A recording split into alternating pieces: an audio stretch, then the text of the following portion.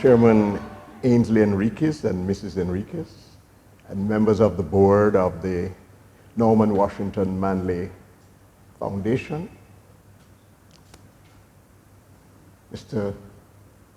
Joseph Manley, Noah and Miss Glynn Manley of the Manley family, and any other Manley that I have not recognized, Mr. Fitzjackson and other members of Parliament who are presently serving, Mr. Dr. Ozzie Hardin and Mrs. Hardin, and others who served in the Senate and other places of such importance in Jamaica. And when I look around, if I begin to identify all the persons of eminence, I would get myself into trouble. But I think I'm obliged to have you say to you, my wife and daughter and son, and other members of the Miller family here. Reverend William Edwards, Reverend Glenroy and Mrs. Edwards, Reverend Glenroy Layla and Mrs. Layla, former and present pastors of the Bethel Baptist Church and other brethren of the Bethel Baptist Church, and any teacher who is here and of the JTA, distinguished ladies and gentlemen all. Awards are special. An award in the name of one of the national heroes of Jamaica is very special. An award in the name of national hero Norman Washington Manley is extremely special. The Right Honorable Norman Washington Manley, national hero, has been my role model of public service. The last political meeting I attended in Jamaica was when I was 20 years old, to listen to Mr. Manley deliver a speech at Halfway Tree. It wasn't a political speech, it was a vision of, I can hear him now, the Jamaican people and the nation that we should become. And that was enough for me for a lifetime. I've not gone back to a political meeting since then. Norman Washington Manley was a visionary, a builder of institutions, principled to his own detriment, a self-sacrificing patriot who was erudite and excellent in the enunciation of the ideals that he espoused, and disarmingly persuasive in his presentations on the political platform in Parliament or in courts.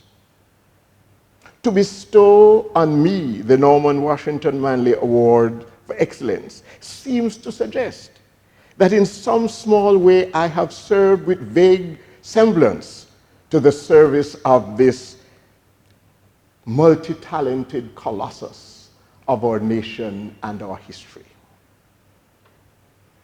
And when I look at the awardees that have gone before me and whose rank I now join, I can only say to Mr. Chairman and members of the board of the Norman Washington Foundation that you must have been overwhelmed with magnanimity and generosity to have considered me in such a manner.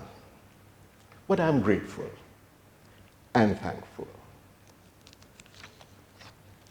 I am not a self-made man. I live in great debt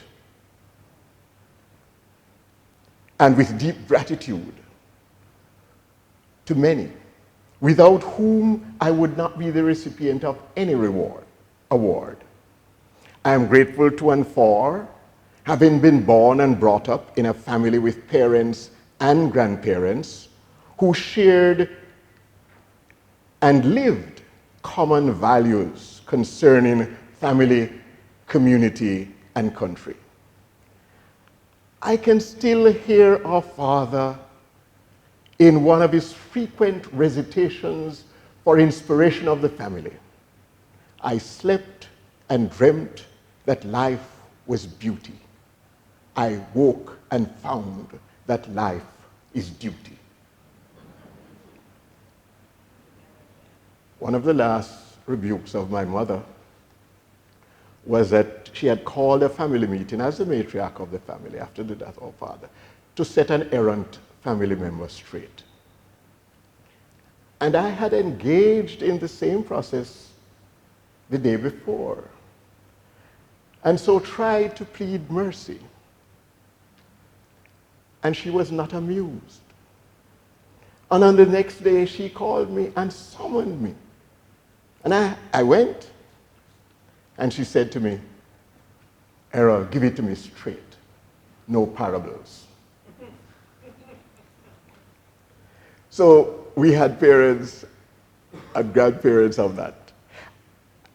I am grateful for brothers and sisters who have passed on to our children the values we caught from them, our parents and grandparents. And in so doing, created a family community that is supportive, caring, and celebratory.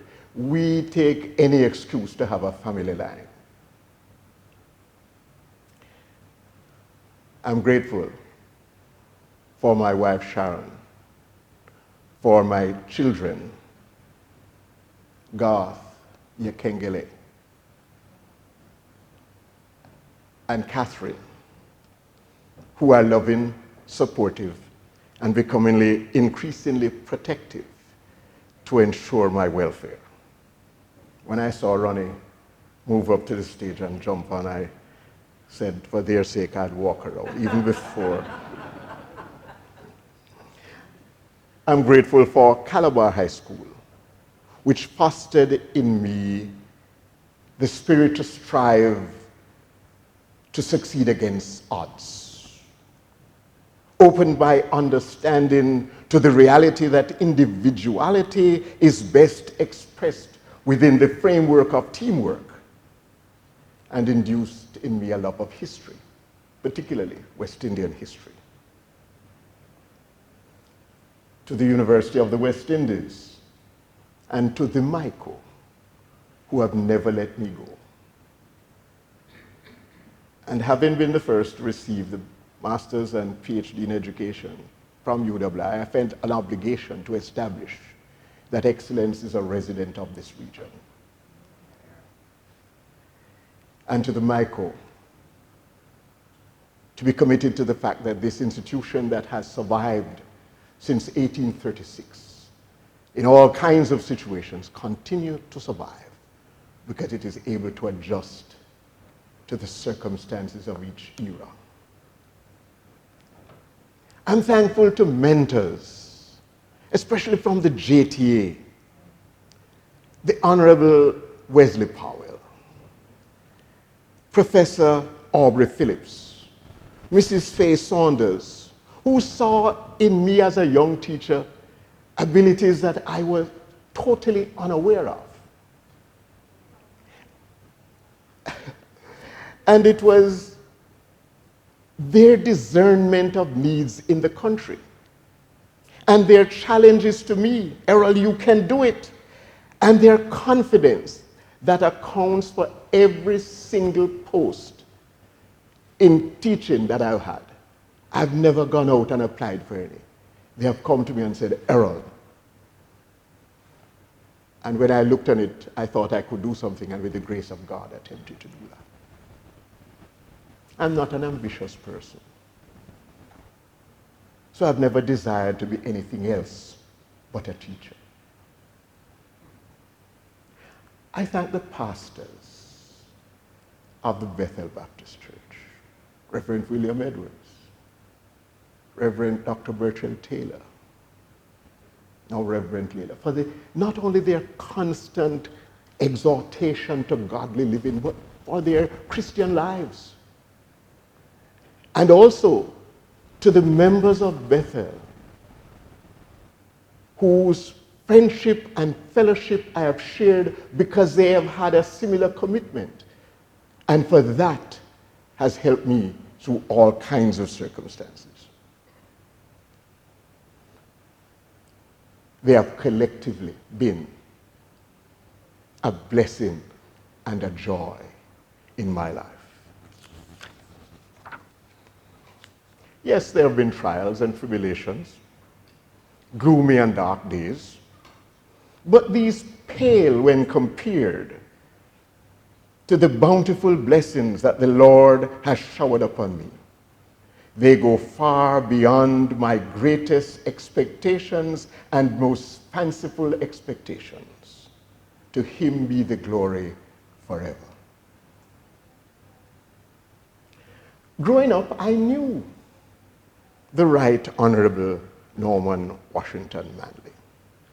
For several years, the Miller family lived in the St. Andrew Eastern constituency, later reconfigured and renamed St. Andrew East Urban and Suburban. These are constituencies that Mr. Manley represented.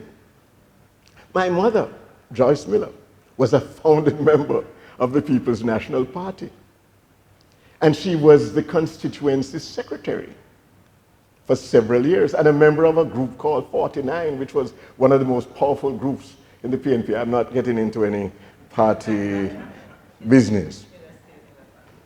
Yes. And I'm not reading from 1st or 2nd Peter.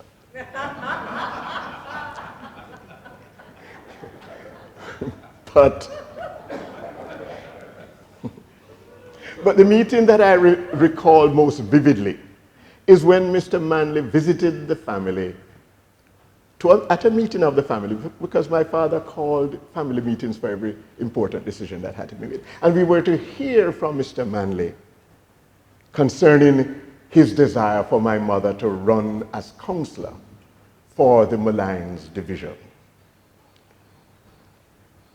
So when it came around to my turn, and I'm number 5 in the rank of 11,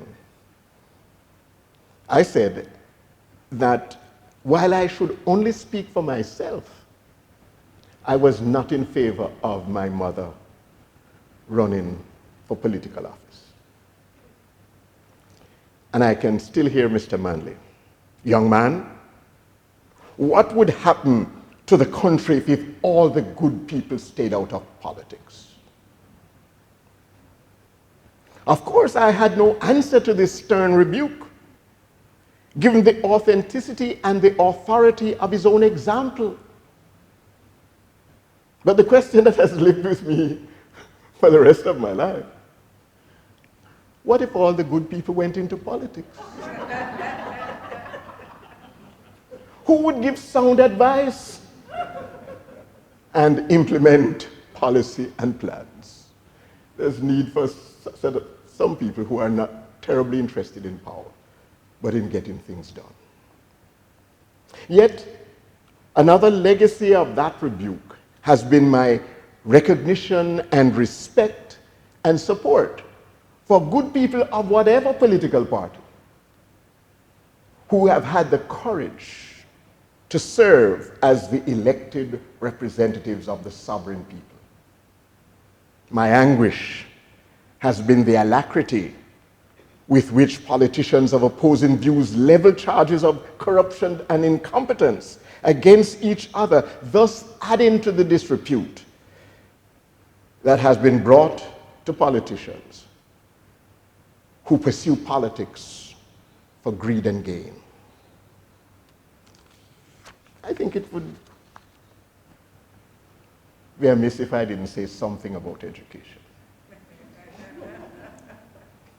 General Fortescue, who was one of the generals who captured Jamaica in 1655, wrote to Oliver Cromwell, Lord Protector of England, Scotland, and Ireland. And he said, Jamaica was a beautiful and pleasant land that others wiser than himself regarded as the best land they ever set foot on. What it needed was godly society, and for the present, bread. Jamaica has remained bountiful and beautiful, is still in need of godly society and bread that is more equitably distributed. Schooling is a major means of mobilization of people to share a common vision, to embrace the underpinning values, to practice its sustaining virtues, and to construct their future socially, culturally, and economically. At the same time that schooling is such a great mobilizer, education involves several contradictory processes that makes it dynamic and not static. Functionality and dysfunction work in tandem. Providers offer schooling for one purpose, and students and parents take it and use the education for other purposes. Education critiques and constructs. It creates and conserves. It transmits and reforms. It disrupts and consolidates. It is subversive, and at the same time, it can serve the status quo. So education is a tool to be employed to serve some end, but it includes its own enjoyment of learning for learning's sake. This dynamic character of education requires that all who would be educators must be lifelong students of its intricacies and nuances, constantly discriminating between fads, fashions, and fundamentals, patiently persistent in what it takes to form and change the human person. I continue to be a student of education with the hope of constantly becoming a better educator as it discreetly divulge its secrets. Schooling is always offered in some arena of contending intentions. In a nutshell, schooling and education are always contextual in terms of its politics, its society, and its culture. As a practicing educator, I have found it mandatory to continue to increase my understanding of Jamaican and Commonwealth society. In this regard, I've oscillated between activism and reflection. In leading action, you must fully believe if you are to persuade others to join in the action. Doubt undermines activism. But after every stint of activism, I've asked myself, Errol, what have you really done? Doubt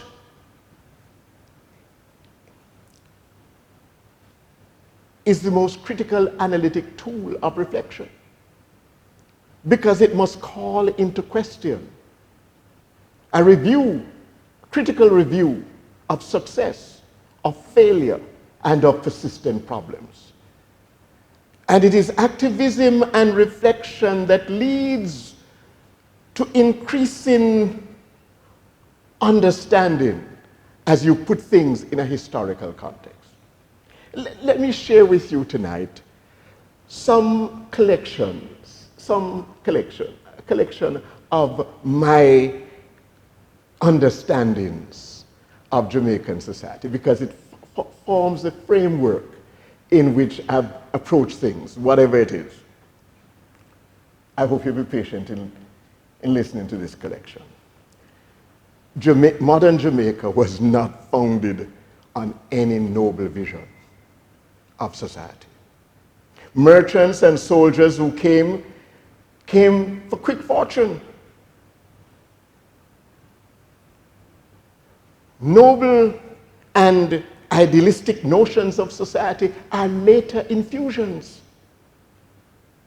from this beginning in aspirations for immediate material advancement. Second, merchants and soldiers who first came did not come from the top tier of English society.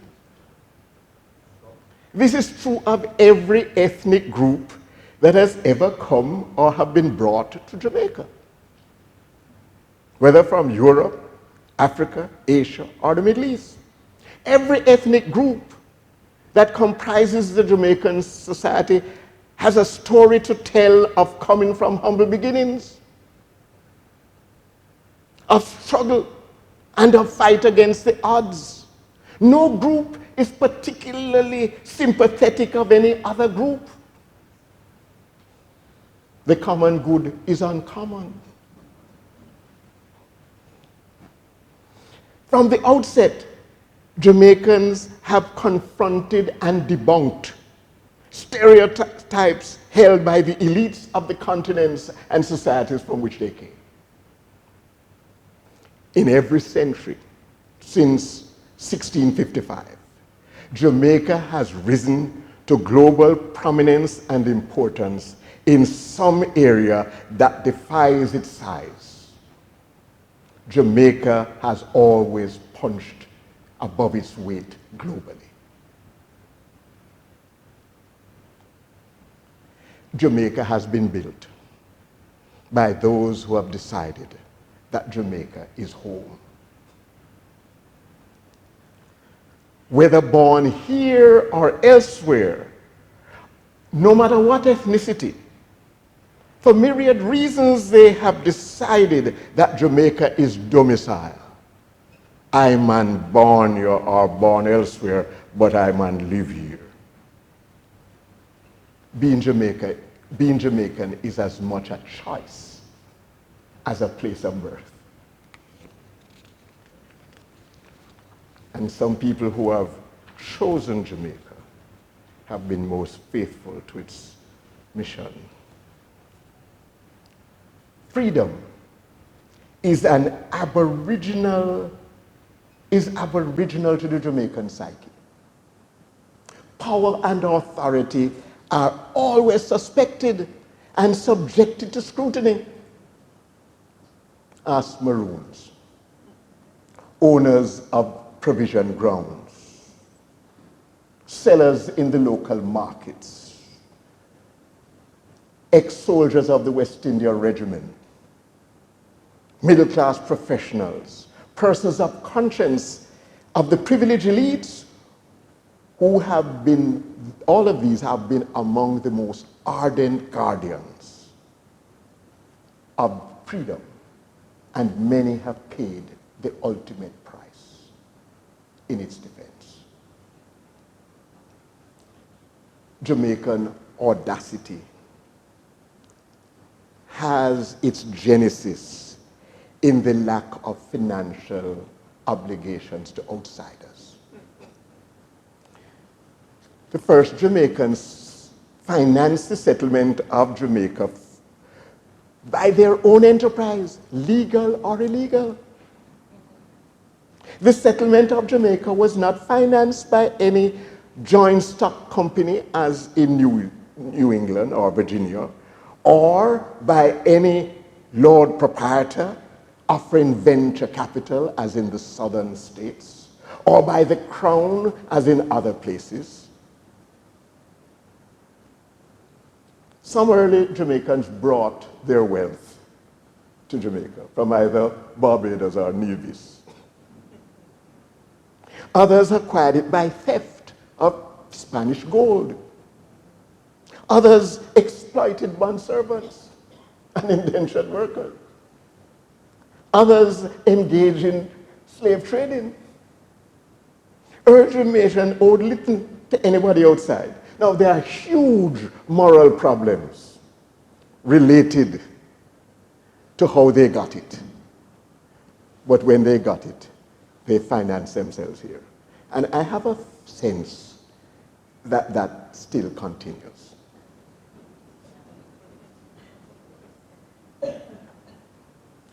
Jamaican nationalism was born in this admixture. Debt financing has subsequently become the bane of Jamaica's advancement and the source of mendicancy.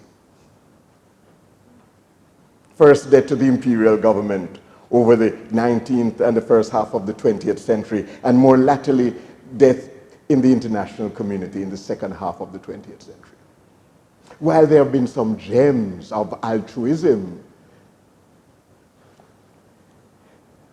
it is true to say that most of the debt we have acquired have served the agendas of the lenders. Diversity, division, disagreement, and discord are defining features of Jamaican society. The upside is relationship between groups and individuals that are vertical, horizontal, diagonal, tangential, semicircular, and circular. You are sometimes surprised to find who share common views. Alliances form and fracture according to issues and circumstances. They are never permanent. This accounts for the fact that there have been riots and rebellion. In fact, our history is punctuated by riots and rebellion, but no instant of successful insurrection that have violently overthrown any government. It's because nobody is willing to risk what they have to help any other person gain what they are seeking. Generalization is a common ploy for advocacy of most groups. They'll take the exception and say that that is the rule. Fact finding and evidence and data are obligatory preconditions for taking any action. Don't be carried away. If 2 or 3 people are doing it, you can hear everybody is involved. And if you're not listening carefully and if you're not checking it out, you find you could be misled. And then, this one, I crave your indulgence. Oligarchy has been the form of government that have persisted throughout our colonial history. So what is oligarchy? It's when the Chief Justice sits in Parliament and the justices are planters and they are magistrates and they are in the military. In other words, there's a multiplicity of different roles that they are playing, but it's one set of people, and the idea of conflict of interest is unknown. What is the glue of oligarchy? It is position, it is patronage, and it is privilege, with the exclusion of the rest. And believe you me, oligarchy has not survived in any era in which it has been practiced and whomever it has been practiced. I don't have the time tonight to speak about the white planter merchant oligarchy that existed between 1661 and 1830, or of the multiracial oligarchy that existed from 1831 to 1865. I don't know if we understand that Jamaica removed race as a means of voting and all kinds of things in 1830, 1832. We were one of the first countries in the world to do this. But what was there was class. You voted because you owned property, and your color didn't matter. As the Honorable Wesley Powell used to tell me, he has learned from experience that there are 3 things in Jamaica that matter: color, class and cash, but the greatest of the three is cash.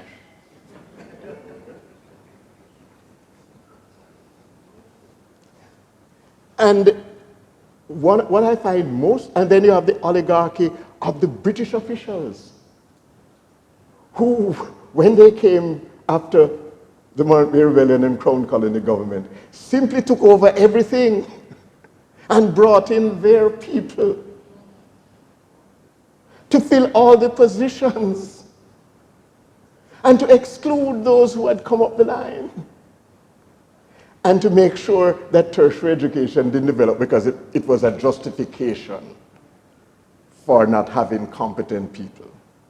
And so as a result of that, our education has an unusual deformity, a broad base of early childhood, primary and secondary education, and a pinhead of tertiary education on top. And every time I hear people say that what we must do is start at the early childhood level, I say, I wonder if they knew that hundreds of years ago, that's where we started. What we have not done is reach up to the top. And Jamaica lags the region and the world in tertiary education. I say all of these things to say that one of the things that I find interesting, and I'm going to close here, is when you begin to match up the oligarchy with education. And when you look to see that it is in the last 70 years that we have had a transition from oligarchy to democracy. You say, how come we have had elections since 1860, from 1663? Yes, elections without democracy. So you elected a certain set of people. It's in 1944, and then the transition that came after that. It's only since 1953 that we have had elected representatives of the people as ministers instead of British officials as directors of departments. So we are a pretty young country. And I'm going to be provocative in closing.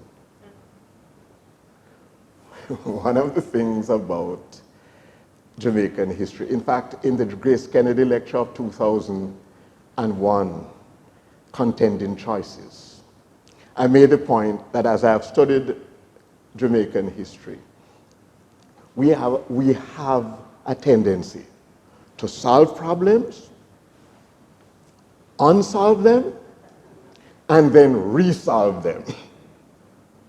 And in the meantime, other people go ahead of us. And it's only when I was in the Electoral Commission that I recognized the mechanism by which this happened. You see, you have older people of whoever had the advantage, who knows the advantage, and don't want to give it away at any time. And then you have younger people who see the advantage and want to have it themselves. And therefore, there is a diagonal relationship. And then you have the older people who knew what suffering was because they had the boot on the neck. And they want change. So does some of the younger people who are now in the position of having the boot on the neck who don't want it there. So there's a cross-generational, cross-interest. And in statistics, they have the term regression towards the mean. So the status quo waits for circumstances that are favorable to reclaim what the status quo lost when circumstances was unfavorable. I'm going to throw a flame and leave it. We have been making the transition from oligarchy to democracy. And the heroes we celebrate, and some of the great people have done that. The greatest threat at the moment is that we don't develop a PNP, JLP oligarchy, where the fellas look after themselves and share the spoils even when they are contending. I honestly believe, however, that education is the means of ensuring, as it has always done in the past, that there will be people of conscience and the people of success who do not use their privilege just for themselves, but seek the common good. And that was the nature of Norman Washington